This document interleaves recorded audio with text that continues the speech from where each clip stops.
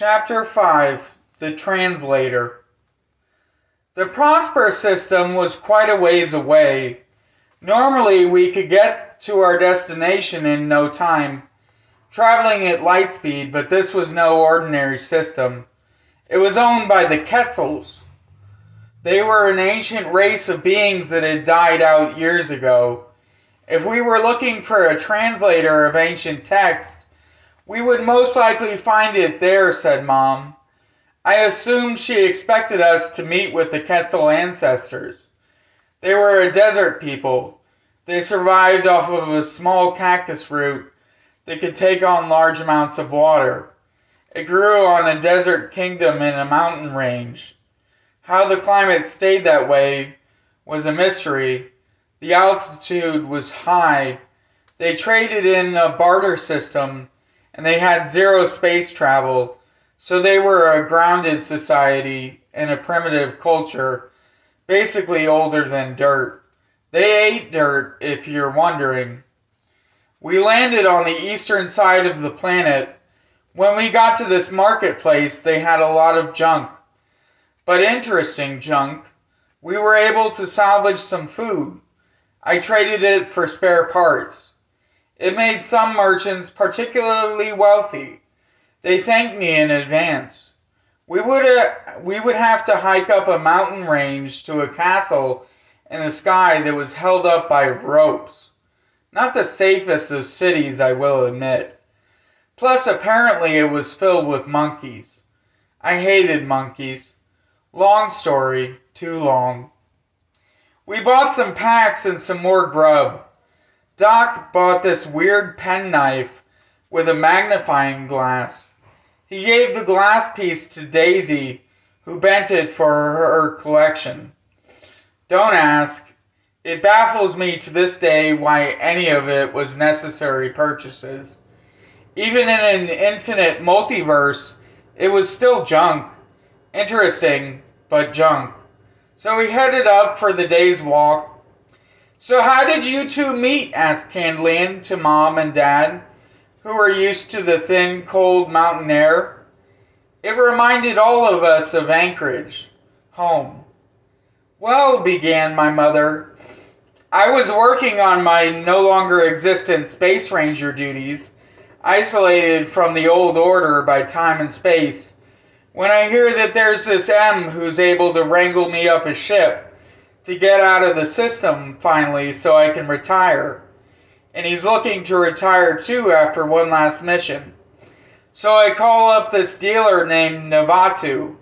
Any of you know him? The god of gambling? Real character. Anyways, he has a thing for blondes. And he's lonely, so I decide to go out with him. It was a weird date. He set fire to the waiter. So James saves me from this horrible experience, and he's such a gentleman.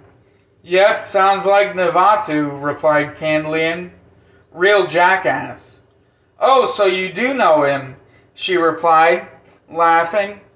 Did you know he wears a hairpiece? Don't ask me where. It's too embarrassing.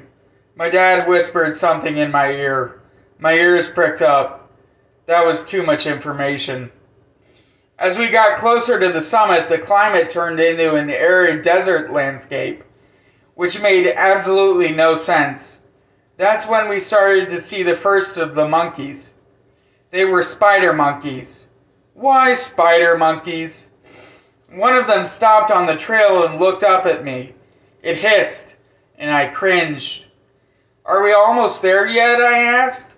Not yet, replied my mom. Just a little further, sweetie. The night was coming on, and it was getting chill. The temperature would drop to sub-zero. It was a desert, after all. Then we set up camp. The tents were ancient, but weatherproof. They were like teepees.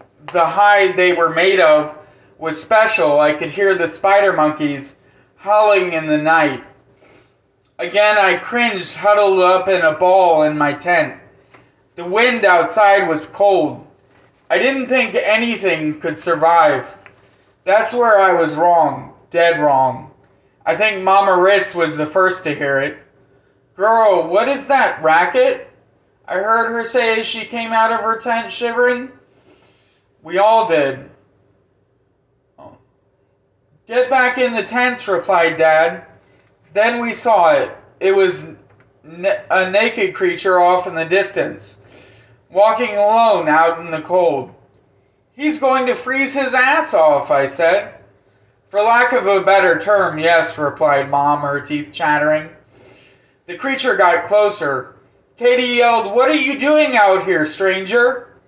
He was no more than a boy.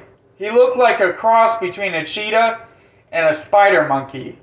He was weird looking, is all I could tell, but oddly cute with bug eyes. He was shivering and there was a layer of ice and snow on his shoulders. "Can you let me inside your tent?" he said.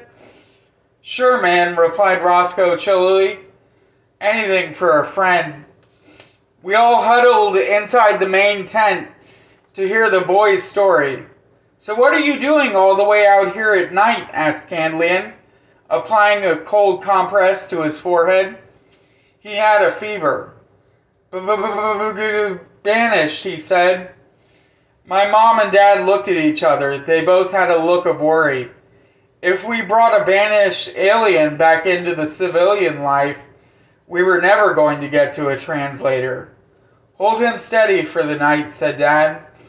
I nodded. "I'm going to take care of you," I said. "My name's Ed." The boy smiled. "Ed, I'm Cero." "Nice to meet you, Cero," I said. "I'm going to keep you warm." I put some soup on the fire. He looked half-starved to death. I hoped this was worth it. In the morning his fever had passed, and he was able to sit up and talk with us. "So why were you banished?" I asked. "I slept with the chief's daughter, Lulu," he replied. "Oh, so it's that kind of party," I smiled. "Well, nice knowing you, kid." "Wait," he said as I got up. "You said you need a translator. I can get you to the man you need to see. My father, his name's Ravati. He'll help you." "Yes, I'm listening," I replied. "He lives on the north side of the city, in a small hut. Just get me in to see Lulu. That's all I want," replied Cero. "Deal," I said. Dad put away his binoculars. The city was heavily fortified. The chief, whoever he was, definitely didn't want Cero to see his lost love anytime soon. "Well, I'm out of ideas," I replied. "I thought you said this civilization died out years ago," I asked my mom. She shrugged her shoulders. "The multiverse is a strange place," she replied. "Nice comeback," I said. "Thanks," she replied back and smiled. "So you and Daisy, any grandkids looking forward to?" she asked. "Whoa," I said. "Back off, Mom." She smiled. "It will come in time. You'll get tired of this life just like me and your father." "Dad seems to be enjoying himself," I said, watching the old man play a language game with Cero. This seemed utterly foreign and bizarre, like it had been invented by someone with schizophrenia. That's when I saw the guards step out to open the door.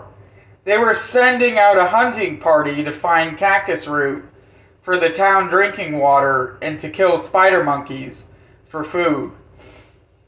Sounded like fun. Candlian motioned, and Doc had this funny-looking sun visor he got down in the marketplace. Nerd. We caught up to their camp and we fought the good fight and changed into their underwear and clothes. Doc used a holographic imager to hide our faces and voices from plain sight. We had to kill a few spider monkeys, and Cero helped us locate cactus. They were hidden under these mushrooms that fed off of the top of the cactus, while the roots grew underneath. I had never seen mushrooms in the desert before. I guess there's a first time for everything. They also exist on Mars, but that's questionable. We approached the gates and they opened. The guards looked interesting in their gold-plated helmets with spears pointed. They looked like conquistadors. They got the first of the spider monkeys we killed, apparently. One of them pointed to a severed arm I had in my hand. I gave it to him and kind of enjoyed watching him rip it open raw with his teeth. It was almost as fun as killing the thing. They hailed us in and we took our stash of meat and cactus root to the royal pyramid. We had put a disguise over Cero's face so that he would be unrecognizable. The chief came out of the temple surrounded by concubines. "Which one is Lulu?" I whispered. He pointed, "The one on the left." Even for a human I could tell she was pretty. She had this transfixed stare that I was sure Cero found attractive. She was hanging off the chief's arm and looked kind of uncomfortable. "Don't you worry, buddy," I thought to myself. That's when the chief spoke. "Today we have a glorious hunt." And then we were mauled by creatures that wanted spider monkey flesh. What gives? When we got out of there, we headed over to the north side of the city, where Cero's father was. Doc was studying the temple grounds as we went along. He was sure we could get in through some secret aqueducts. Apparently, the chief was using water transportation to pretend to be a god. How original. When we got to the translator's hut, we stepped inside. "Cero, is that you, my boy?" asked an old man. "Oh, I thought I had lost you forever. Did the chief let you back into your temple duties?" "Not exactly," I replied. "Sir, can you translate this for us?" I asked the old man. He looked at the pictures. "The Archipelago Formula. I haven't seen this text for ages. Where did you get this?" "At the bottom of a well," said Roscoe. Yes, I believe I can. But it will take some time. It's old, very old." He worked over on a weird-looking table. It was shaped like an eternal staircase. I looked outside the hut. There were guards and they were talking. One of them pointed over to us. Standing next to him was a nude hunter. "Guys," I said, "we've got company." "Looks like we're going to have to do this the old-fashioned way," replied Dad. I braced for impact and then the hut was ripped out from under us. "I got it," said the old man. "B11. It's a keystone. Vault B11. Oh." He looked surprised at the different cheetah monkeys around us. Then he put his hands up. "Cero?" questioned one of the conquistadors. Cero smiled. The conquistador grimaced. We were shackled and placed before the chief.